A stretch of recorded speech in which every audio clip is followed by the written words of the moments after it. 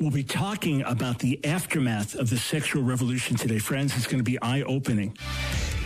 It's time for The Line of Fire with your host, biblical scholar and cultural commentator, Dr. Michael Brown. Your voice for moral sanity and spiritual clarity. Call 866-34-TRUTH to get on The Line of Fire. And now, here's your host, Dr. Michael Brown.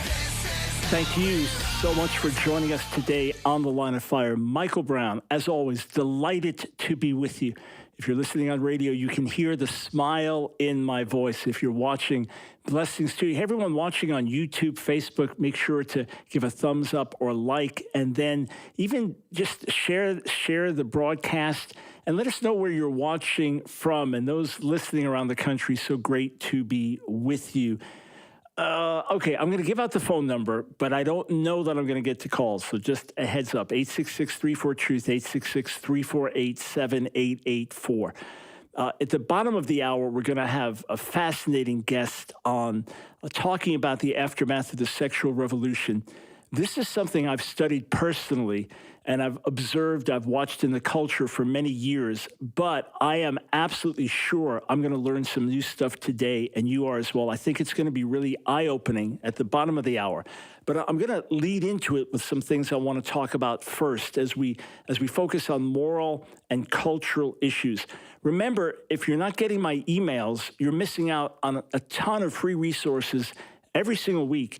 And you might say, Dr. Brown, you write so many articles and put out so many videos, it's hard to keep track. No problem, because every week we'll send you once a week, here are the latest articles. You can just click right on them, and here's a caption about what it's about. Boom, another email. Here are the latest videos. Every single week, so you won't miss anything that way. And when we have a new resource package or when we launch a new web initiative, we've got some new programs on, all of that, you'll be the first to know about it. If I'm coming your way to speak, you'll find out about it. So sign up for the emails at AskDrBrown.org, AskDrBrown.org.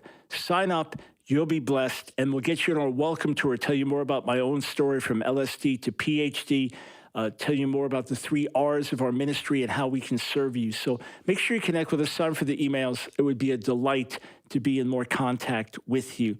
Also, tomorrow, Thoroughly Jewish Thursday, God willing, we got a bunch of very interesting things to talk about. But I have interacted directly with a professor who is grossly misrepresented in my Hebrew Israelite debate with Guerrilla Hebrew, grossly misrepresented. And I'm going to tell you exactly what he had to say about how he was misrepresented. Looking at the actual footage, seeing the way he was misrepresented, exactly what he had to say. And also, God's been burdening me. I know it's a hate group. I know it's a cult. I know it's deeply blinded.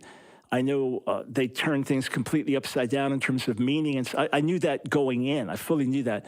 But God's been burdening me and other intercessors to really pray for them.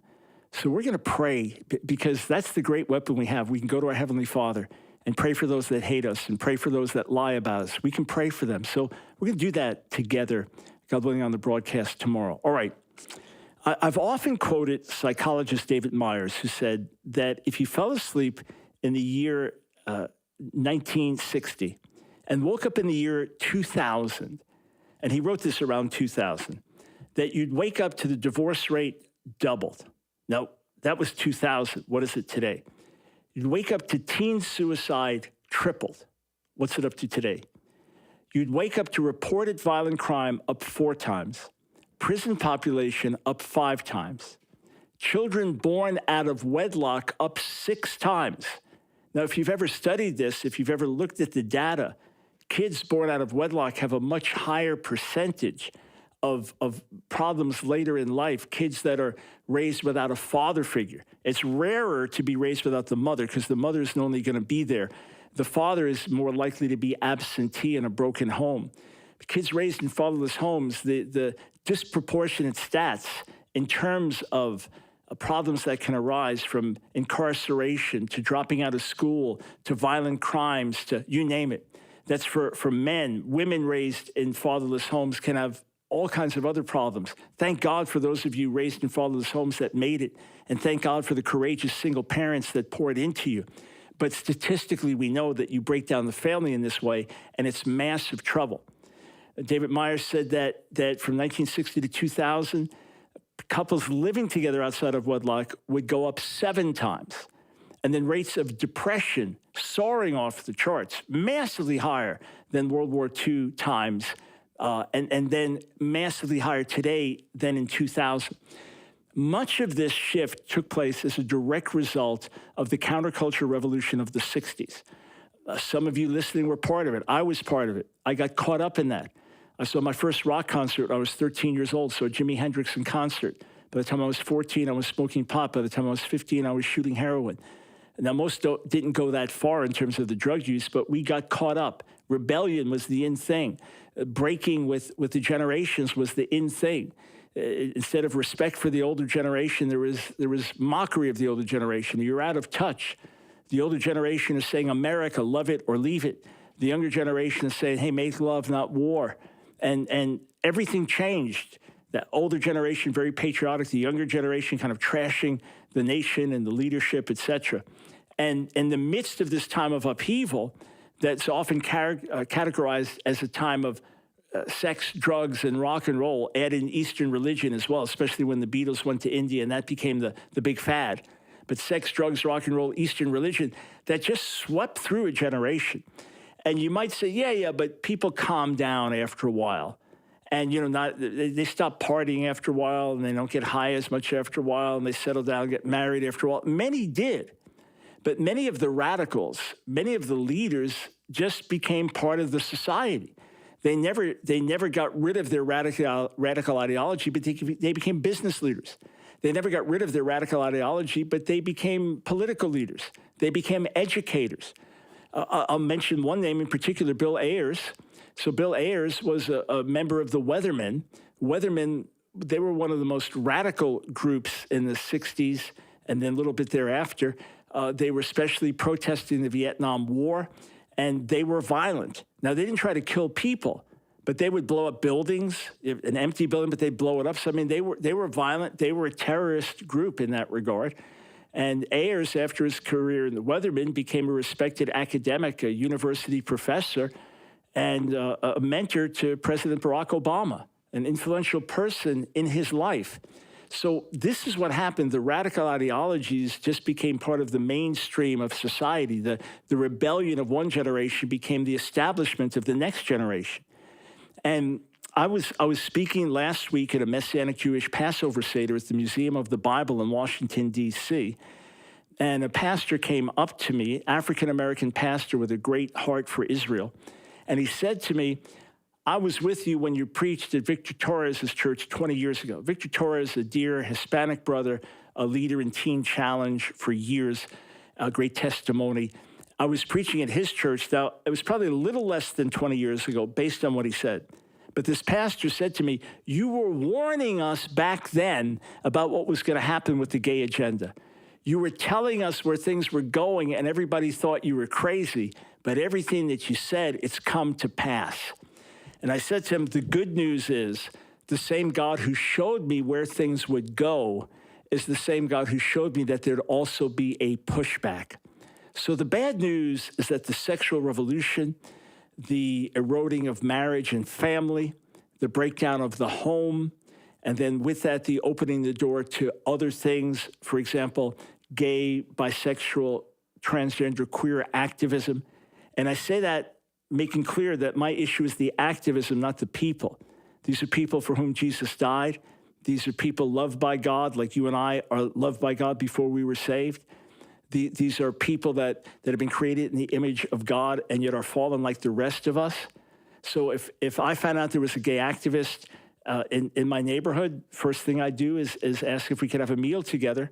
And I've done this. I did this over the years, especially early on when God called me into this. First thing I do is say, can we have a meal together? And not so I could preach to them, but so I could hear their story. I understand their background, relate to them better as fellow human beings, have a greater love for them as people, and then explain why I differ, if that's appropriate, in our discussion, or explain what makes me tick and share my own testimony. So the people are not our enemies.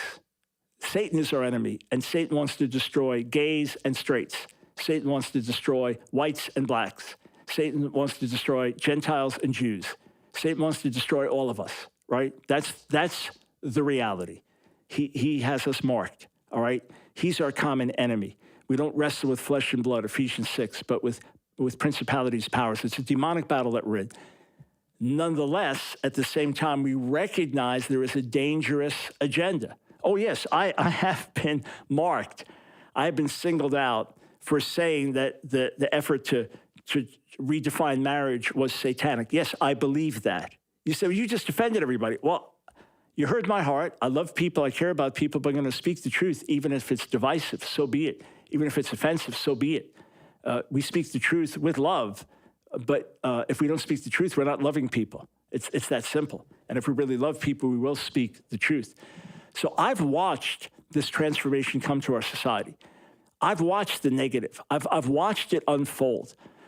For several years now, 50%, so 1 out of 2 of all first-time births to women in America, so not a mother having her third or fourth or fifth kid, but a mother having her first child, 50% of all of those births in America are out of wedlock. And it's just the norm. You may be watching some TV series and the couple living together out of wedlock. It's just the norm.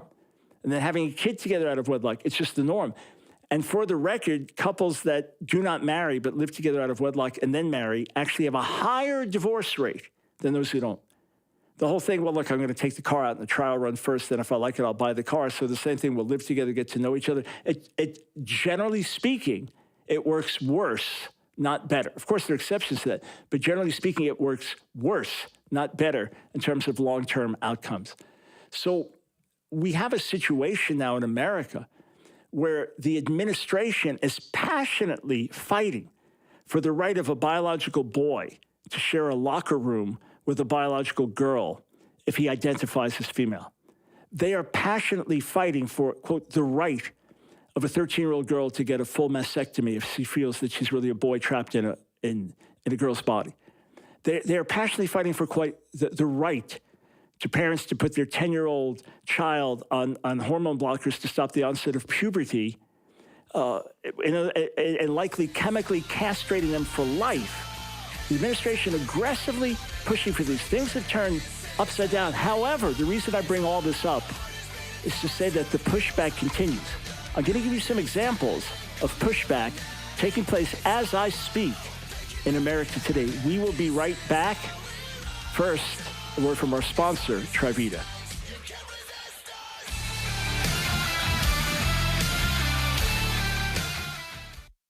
Chronic inflammation is the greatest health threat to humanity. Infections, injuries, toxins, poor diet, and chronic stress can attack your immune system and lead to chronic inflammation. But now there's a solution you can fight this dangerous silent killer with. Nopalea, made from the superfruit of the Nepal cactus, containing a unique group of bioflavonoids clinically shown to reduce chronic inflammation. In a random, double-blind, placebo-controlled study, it showed a reduction of elevated at-risk C-reactive protein levels, resulting in an improvement in range of motion in the back, neck, and joints, and an overall improvement in the quality of life. Nopalea has helped thousands of people by lowering levels of chronic inflammation. Let's hear what customers are saying. I'm a personal trainer and owner of 3 gyms. Super excited doing a renovation in here, bringing new equipment in. And as I was bringing the new equipment in, I was trying to move a piece. I moved, the equipment didn't move, and I injured myself severely. So it was frustrating. It was really depressing. I wasn't able to work out. I wasn't able to train. Wasn't able to do just normal daily functions. After taking Nopalea, I found that it really helped with my recovery, not only with my severe injury in my back, but it also helped in my recovery of my workouts. Nopalea has helped thousands of people by lowering levels of chronic inflammation. To place your order, call 800-771-5584 or online at Trivita.com. As a new customer introductory offer, use promo code BROWN25 for a 25% discount on your purchase of Nopalea. And 100% of your first order will go to the support of Line of Fire. Go to Trivita.com or call 800-771-5584 800-771-5584.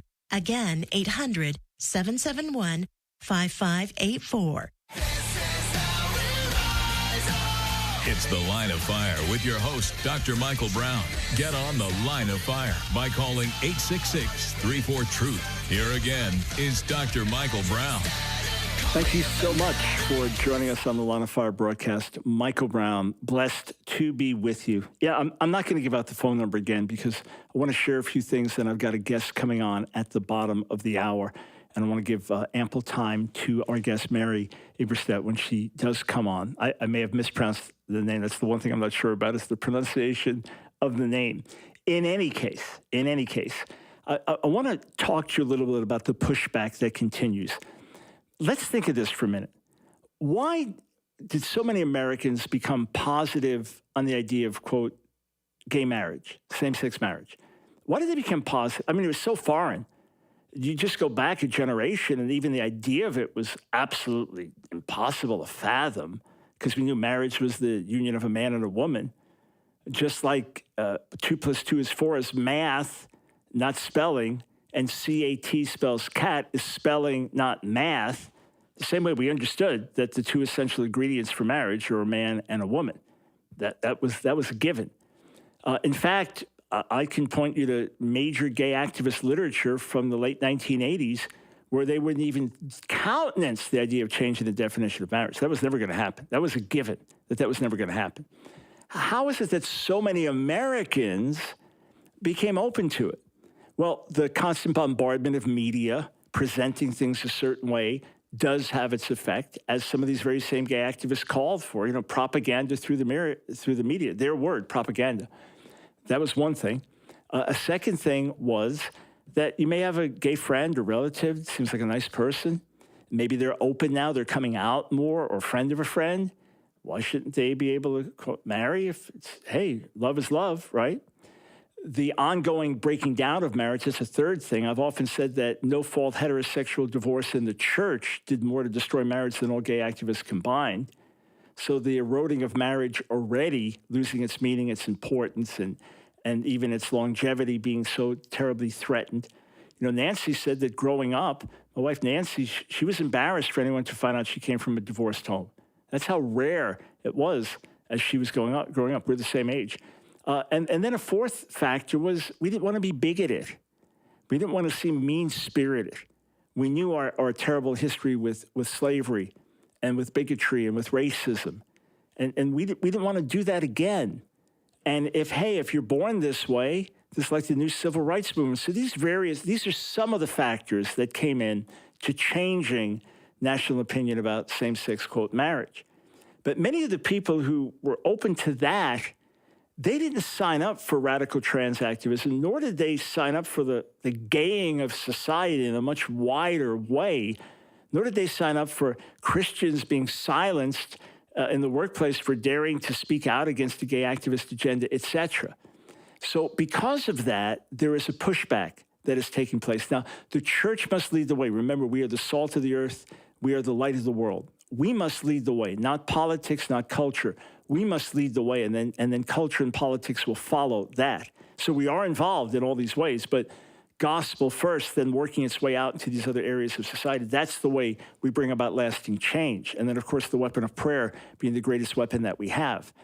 But these are symptoms now of some of the pushback. So you have a woman who's now identifying as a man now identifying as a woman, Dylan Mulvaney. And this man, who now identifies as a woman, gets a big contract with Nike, 365 days a year being a woman. And he is now going to be the face for being a woman. What? What are you talking about? And then Bud Light, Bud Light did the campaign with the 365 days a year with this man as the face of being a woman, biological male, the face of being a woman. And then Nike, they've got a new sports bra, so who's going to be the one that's the face of this wearing a sports bra? A biological male, and who identifies as female. Why in the world would they do that? I mean, isn't that offensive to women? That the best woman, the best face of a woman is someone that's a biological male? that can't relate to being a woman all the years, that can't relate to what a woman grows up with, that can't relate to a monthly period, that can't relate to the possibility of pregnancy, that can't relate to all the unique things that a woman knows and feels and understands that a man never will, no matter how much sex change surgery he may have. Isn't it an insult to when you have Bruce Jenner as Woman of the Year in Glamour magazine? Isn't that an insult to other women? So, and there are many feminists, even lesbian feminists, that oppose this wholeheartedly. And they oppose biological males competing against females. And like you're taking, woman now has no meaning whatsoever. So, of course, there's a pushback. I'm just going to cite a couple of articles. Backlash. Country star Travis Tritt dumping Anheuser-Busch from his tour after Dylan Mulvaney deal. Veteran country music star Travis Tritt announced Thursday, so last week, he is no longer having Anheuser-Busch products on his touring hospitality rider. What's more, Tritt says, I know many other artists who are doing the same. They're offended by this. They didn't draw back with same-sex marriage in the same way. They didn't boycott certain companies, but saying, hey, I'm out. You're not going to be part of my tour. This is offensive to women. It's a slap in the face of real women. Are you saying Dylan Mulvaney's not a real woman? Yes, I am. He is not a real woman. And then here's another. Whoops, let me just click here. John Rich is latest country star to dump Bud Light after trans Dylan Mulvaney deal. What should I replace it with is his question. Country music star John Rich has added his name to the growing list of performers boycotting Anheuser-Busch for signing transgender activist, Joe Biden supporter, and TikTok icon Dylan Mulvaney to a lucrative endorsement deal centered on its Bud Light beer. Wow. So the push, we've been telling you for years. Last year, we even said, is the year of pushing back.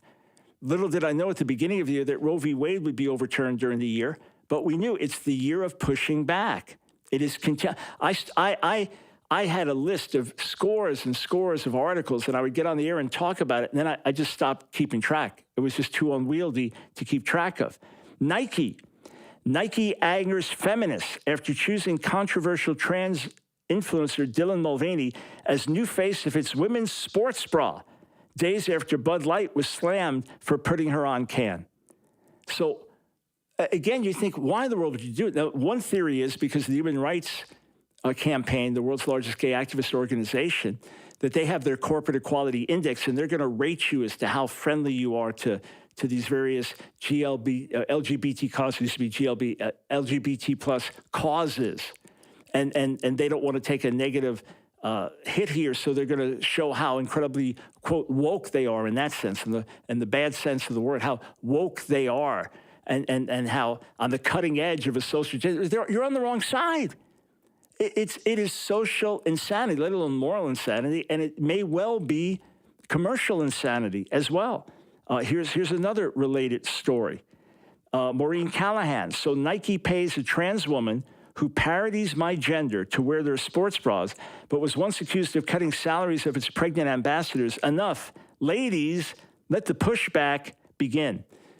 So, friends, as I've been shouting out for years about the coming pushback, as people are even using that very word, and it is trans activism that has provoked it. So I understand this is specific in specific areas, but it's part of what we said would happen, that those with this radical agenda would overplay their hand, and we're seeing it in front of our eyes. It is the inevitable progression. LGBTQ plus, the inevitable progression. And the answer is not hating people.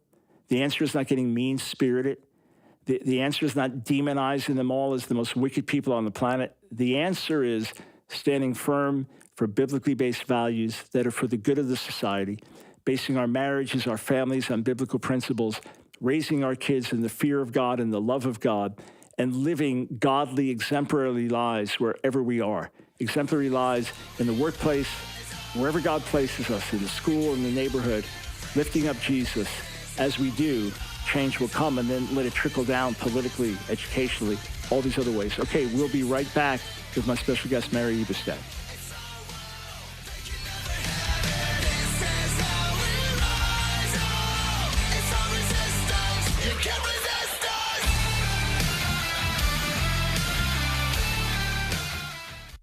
Hey, friends, this is Dr. Michael Brown. I want to invite you to join our support team. Make an investment of $1 a day that will absolutely last forever.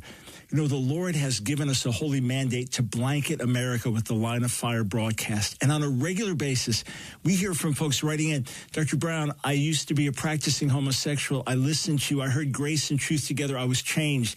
We hear from pastors who say, thank you for speaking with compassion, but giving us backbone and courage. And we know across America, so many believers are getting healthy and strong through listening to the broadcast, through listening to these messages as we tackle the controversies, the most difficult issues of the day. We even hear from former Muslims who've come to faith, from Jewish people who now believe in Jesus, Yeshua the Messiah, through this broadcast and our resources. So join our support team. $1 or more per day makes you an official torchbearer. Immediately, you will get access to hundreds of hours of terrific online classes and exclusive video content. Every single month, we'll send you a brand new audio message, and along with it, an insider prayer newsletter where we'll talk about the things that are going to be coming in our ministry and share some of the amazing testimonies of the fruit that you are a part of. And when you do sign up, I want to give you 2 books as a special gift. First, Compassionate Father, A Consuming Fire. Who is the God of the Old Testament? I take the best of my Hebrew and Old Testament scholarship, wrap it together in this book that you'll find eye-opening, answering many of the questions you have. And then Revolution, my classic book that tells you how to wage war the Jesus way, overcoming evil with good, overcoming hatred with love. We are transformed. We can bring transformation to the nation. So call this number now, 800-538-5275. That's 800-538-5275. Say, I'd like to become a torchbearer, or go to AskDrBrown.org. Click on Donate Monthly Support. It's The Line of Fire with your host, Dr. Michael Brown. Get on The Line of Fire by calling 866-34-TRUTH. Here again is Dr. Michael Brown. Every so often, when we have a guest scheduled, they have a wrong time zone, or something comes up and there's a mix-up.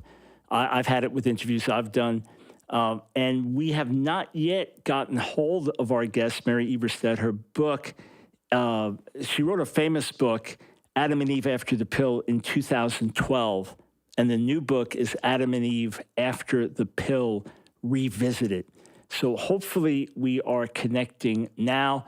I've been on many an interview right to the last second, and then just got on in time. It looks like we are good now. Great. All right, we've got our guest here with us. Mary, thank you so much for joining us on the broadcast. Are you there? Hello? Yes, you're on the air, Mary. Thanks for joining us today. All right, glad we got you here at the last minute. So just a little bit about your background.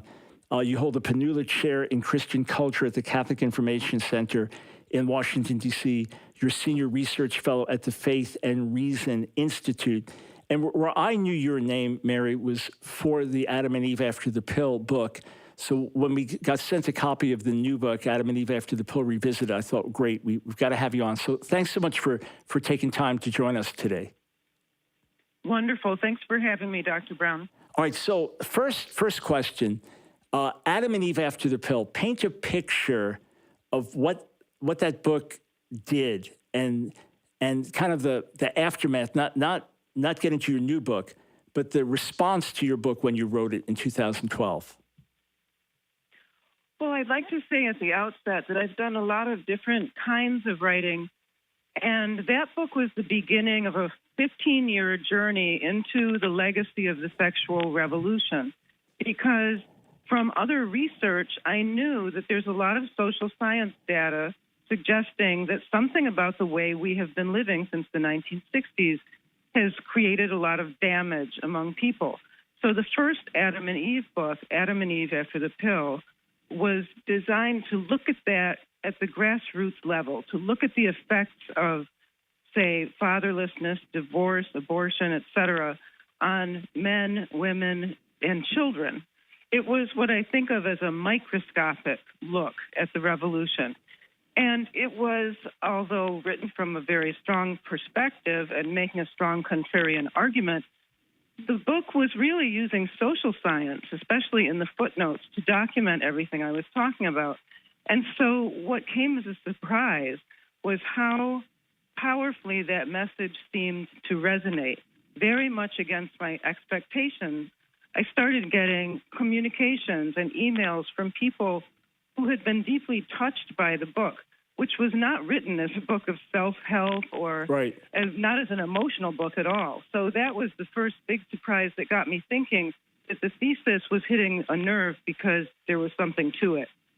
Got it. So when you began to break these things down, people realized, okay, this is not a Catholic argument, a Christian argument. This is a sociological argument.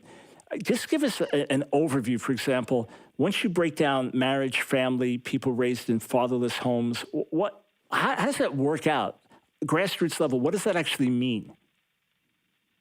Well, let's start with fatherless homes. Now, not every child without a dad at home is going to be in trouble. But if kids get into serious trouble, very often that is the common denominator. Our maximum security prisons, for example, have overwhelmingly in their population men who were the products of fatherless homes. This has been very well documented now for 50 years by criminologists. So that's one example of a bad outcome tied to the sexual revolution. But there are others, too. There are data on educational attainment and truancy and drug use, et cetera, that, again, trace back to the broken home or absent parents. So we have this data. What I'm trying to do is connect the dots to make a moral argument about it, to say, look, this is now a humanitarian issue. The sexual revolution and what it is doing to society is something that we have to alleviate. And that's, I think, what was different about the argument, Dr. Brown, is that I was using data that sociologists themselves know very well, but to get to a different conclusion, which is this shows us that something about the way we are living today is harming many people. So it'd be the same way where nutritionists studies trends in the American diet over a period of decades, and you see increased heart disease, increased cancer, et cetera, et cetera. Well, we're eating wrong things, and you may not see it and feel it immediately, but inevitably it does go in a certain direction. And before we focus on the new book, Adam and Eve After the Pill Revisited, so we think of the horrible toll that abortion has taken just in terms of the destruction of over 60 million lives before they could leave the womb. Are there other ways that may be more subtle, not as obvious, in which abortion has been destructive in our culture? Well, if you believe, as I believe, and I would bet you believe, that babies humanize adults, that babies teach us how to sacrifice ourselves, then obviously the absence of so many babies has a coarsening effect on society at large. And I think this is part of what we're seeing in these discussions about why are our politics so acrimonious and why does everybody seem to be at other people's throats. I think part of the answer is that are now out of the habit of taking care of the young and vulnerable, thanks to abortion and thanks to other effects of the sexual revolution.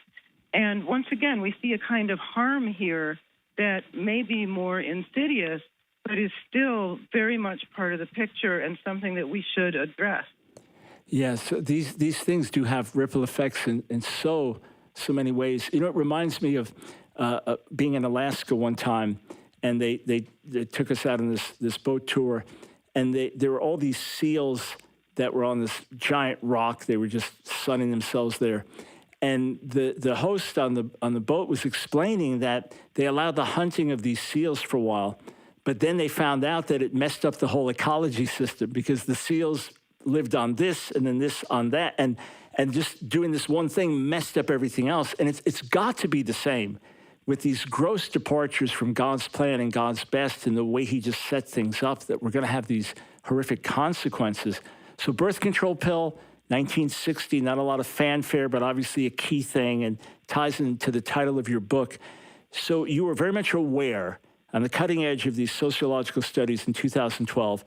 Did you expect things to get where they are today when you wrote the book, or are you surprised? I was not surprised, just because I feel as if all that research put me a little ahead of the curve in seeing what was coming. So, for example, one of the things I talk about in the new book is loneliness in Western societies. There is something called loneliness studies because there is such pervasive feelings of isolation in the United States, the countries of Western Europe, etc. Now, where is this coming from? It's there for young people, it's there for old people, it's there throughout the adult years. My argument, again, is that this is one more consequence of living as if recreation and procreation are two totally different things, and as if procreation is somehow negotiable, or we can just dispense with it without any harm to ourselves. Loneliness in the West today is a consequence of many millions of decisions of autonomy, voting against the family, voting against surrounding oneself with people who will love you and have your back. This is what we're seeing in loneliness. Abortion is a factor in this too, I believe, Dr. Brown, because the subtraction of all those millions of lives amounts to the subtraction, say, of siblings from the lives of other siblings, of potential aunts and uncles, and et cetera, all the way down the human chain. So you are absolutely right to invoke the example of the animal kingdom, because if we ran these experiments on animals that we are running on ourselves, if we were forcing them to live so radically differently from all the social creatures that came before them, we could see the harm that we would be causing. But somehow we don't turn that lens on ourselves and see what we're doing to humanity. Extraordinary. Yeah, and even turning that back around the way you did, if we manipulated the social lives, the mating lives, the patterns, that would be the extinction of various species and things like that. Friends, the book, Adam and Eve After the Pill, Revisited. All right, so what's the revisiting you do 10 plus years later in your new book?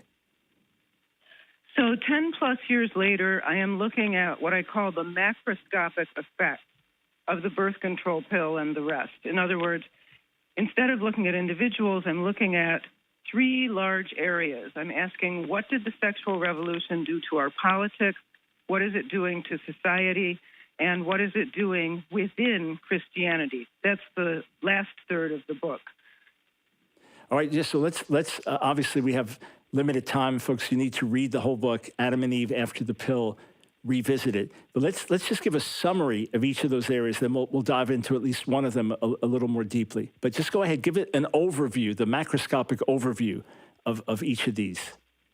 Well, to give one example of how the revolution is changing politics, I talk in one chapter about summer 2020, when there were over 10,000 riots and protests across the United States, of which turned violent, and I'm sure people will remember this very well. So I dig deeply into some of the leaders involved in this movement, and I dig into the backgrounds of some of the people whose names became, were on the nightly news. And my point is to connect fatherlessness to these phenomena, the lack of family, the absence of being anchored in a stable place, is something that we saw over and over again with these furious young men, seemingly unattached to anything, and raised without any thought of restraining themselves out in the streets of the United States. So that's one political aspect I would draw attention to. About Christianity, I think it's very clear by now that the sexual revolution has become the dividing lines within every denomination. Yes. It is where the fight is. People are not fighting over the Ten Commandments. People are not fighting over the Sermon on the Mount. No, they are fighting over whether Christianity can accommodate the sexual revolution or not.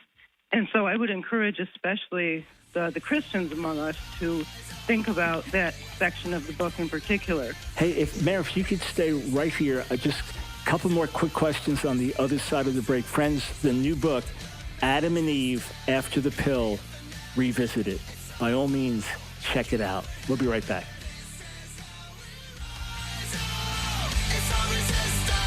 can't resist us.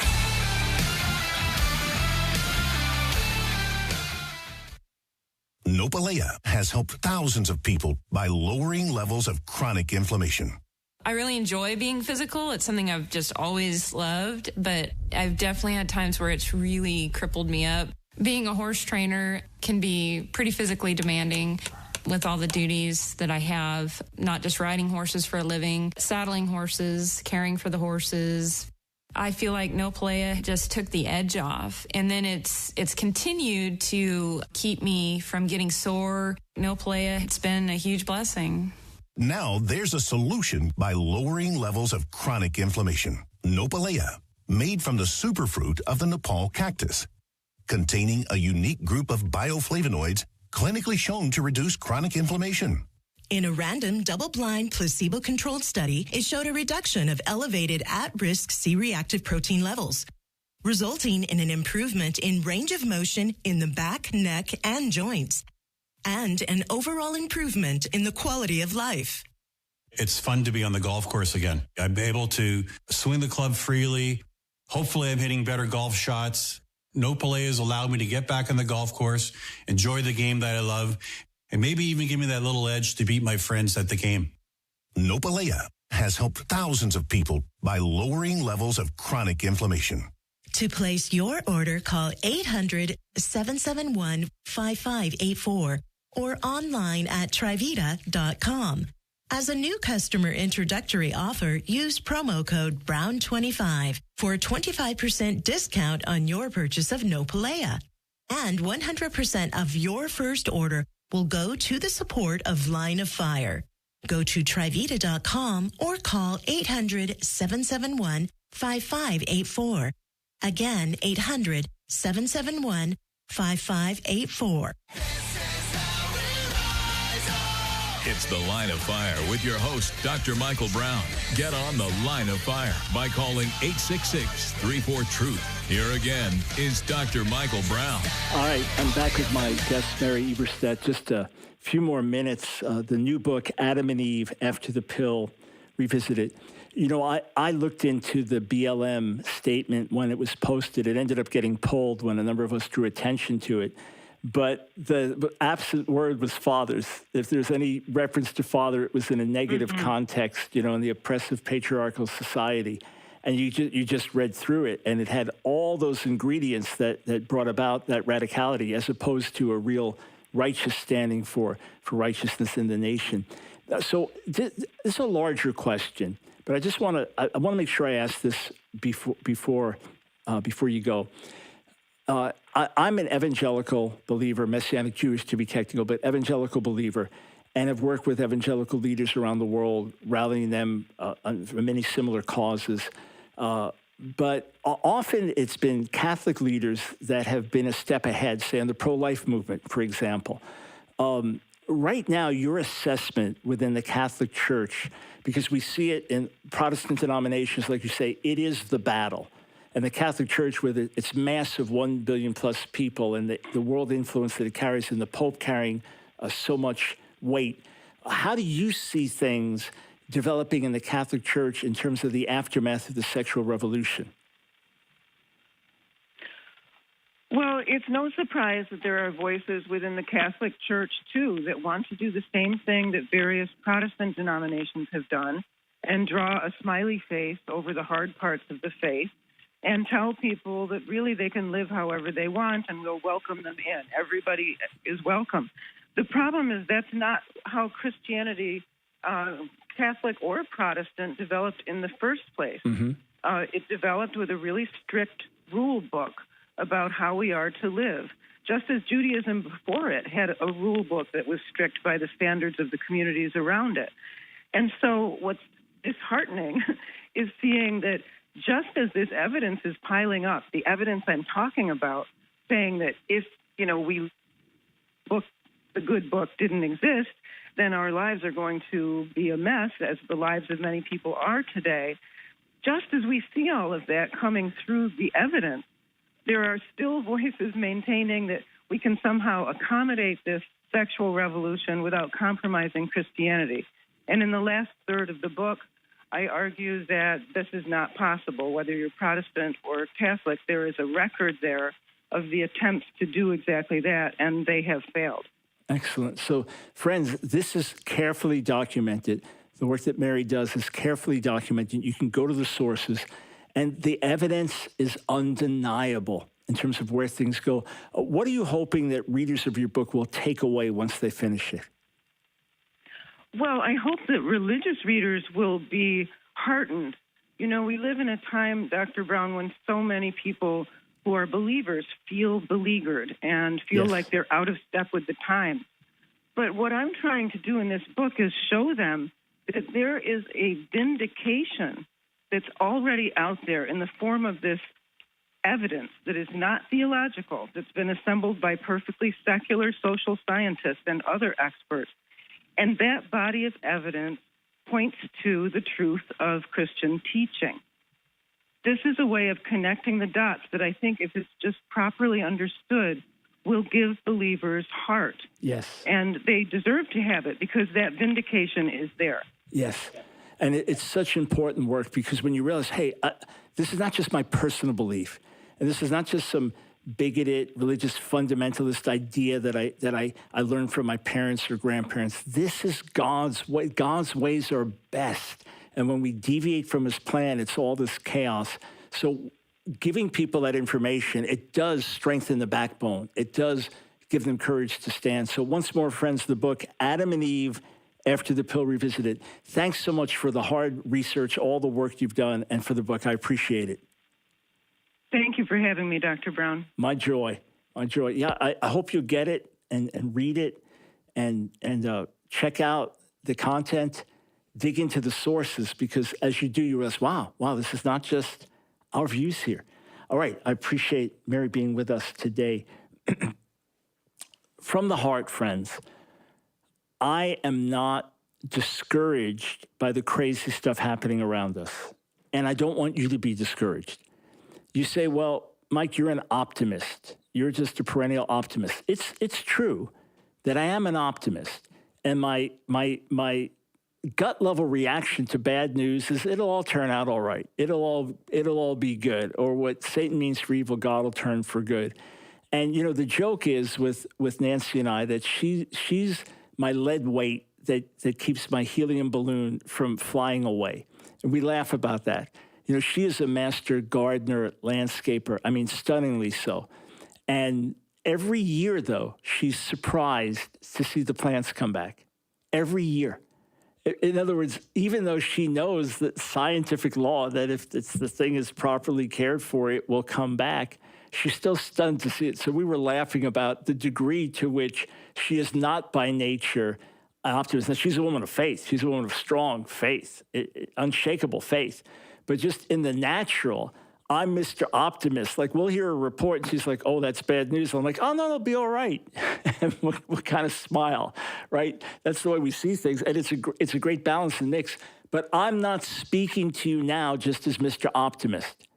I'm speaking to you now as a child of God, as a servant of the Lord, having walked with the Lord now for more than 51 years, which is longer than some of you have been on the planet that are listening, all right?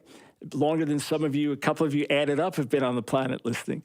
So I'm speaking as someone who's been in the trenches, who's seen the hard times like everybody else. Overall, I feel my life has been very blessed and compared to many others, easy. But certainly in this world, you suffer loss, you go through hellish trials and difficulties. I'm here to tell you God is faithful. I'm here to tell you that light triumphs over darkness. I'm here to tell you that truth triumphs over error. That right now, I know, even as I'm doing this show, there are people lying about me online. It could be, who knows? It could be coming from 1,000 different places of people who hate me, lying about me, posting false things. But I know ultimately the truth of the gospel. I know ultimately the unshakable nature of the gospel. I know ultimately, 2 Corinthians 13:8, we can do nothing against the truth, but only for the truth. I know Proverbs 21:30, there is no wisdom or counsel against the Lord. So I feel bad for those that attack and mock, because I know they're on the wrong side. And I pray for them with a broken heart. And for many, many years of my life, I've had people slam me, attack me, malign me, only to come back in tears years later and say, Mike, I'm so sorry, you were right. And it's not about me being right. It's a matter of being on the right side. if you're on God's side, if you're holding to biblical values, you may be scorned in the short term, but you'll be hailed in the long term, either in this world or in eternity. And if God is for us, who can be against us? So be encouraged. The pushback is at hand. God is at work. And even if everything collapsed in the world around us, it would just be a greater opportunity for us to preach the gospel. If things got worse in society than we've ever seen, we'll have the greatest harvest we've ever seen because people will be desperate and looking for God. And even now, there's a great work of God taking place among young people in America. In the midst of the isolation, loneliness, depression, anxiety, fear, God is at work. It's in the early stages, but God's at work. And we're going to see amazing things in the days to come. And many of you are nodding because this is what you're seeing yourselves. Hey, let me invite you to partner with us in a way that will bless you and bless us as well. Every day, part of my routine, my daily regimen, especially before a workout, but otherwise at the beginning of the day, I take my nitric oxide and MyoHealth, so powder, put them in a drink, did it before radio today. Drink that and then start the day with no Palea. So these Trivita wellness products, I personally use them, have been blessed. A friend of mine doing bodybuilding preparation, I gave him some of the samples to use, and he said he's seeing a change in overall energy and muscle development. So I told him, give it a few more weeks, we'll get an official story from you. But the reason I'm sharing this with you is that Trivita believes so much in what we're doing that they've said, listen, Dr. Brown, we'll take 100% of the first order and donate that 100% to your ministry. And then all subsequent orders, we'll give over a tithe to support your ministry because they want to see the line of fire blanket America. Some of the stations we're on right now, we're on specifically with the help of Trivita. So if you haven't called in, gotten your wellness consultation, call 800-771-5584.